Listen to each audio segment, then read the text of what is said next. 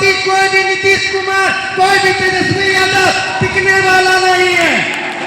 बस पहले हमें अपने आप को मजबूती के रूप में देखना पड़ेगा और देखना पड़ेगा कि जिस विचारधारा को हम पकड़ कर लेकर चलने का काम कर रहे हैं उसके सामने कोई भी पार्टी टिकने वाला नहीं है। तो इसको हम मजबूती से पेश करने की बात करें।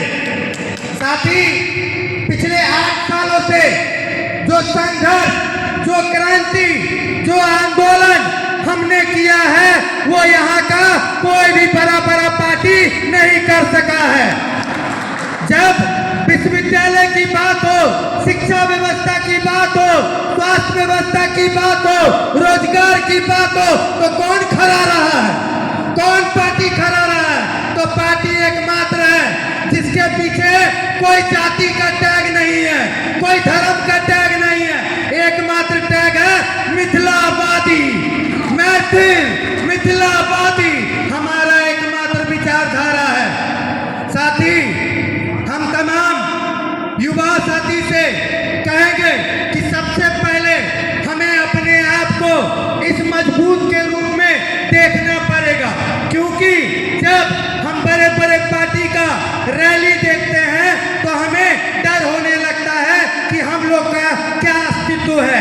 वो रैली में जो आप भीड़ देखते हैं वो भीड़ कोई विचारधारा का नहीं, वो भीड़ पैसा का है, पैसा के बल पर लाया गया भीड़ है। अरे हम तो विचारों के नाम पर लोग को लाते हैं और युवाओं से कहते हैं तुम चंदा काटो, तुम गाड़ी बुक करो और तुम सेनानी को लेकर यहाँ पर पहुंचो। ये अंतर है हमारे विचारधारा में और बाकी सभी पार्टी के विचारधारा में। साथ ही हमने जो 8 साल में संघर्ष किया है उसे भुनाने की जरूरत है।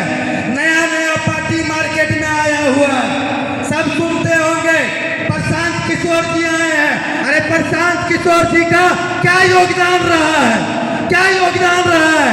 जो हमने संघर्ष किया है क्या वो हमारे विचारधारा के सामने, संघर्ष के सामने टिक सकता है क्या? टिक सकता है क्या? करता क्या है? 1-2 रैली कर लिया, 1 महीना यात्रा पे चल गया और 100 वीडियो बनवा लेता है और उसी वीडियो से पूरा का पूरा राजनीति सेकने का काम करता है। अंतर समझिए, अंतर स्पष्टता से समझिए। कोई 1 महीना का यात्रा करके और लोगों के बीच में संदेश डाल देता है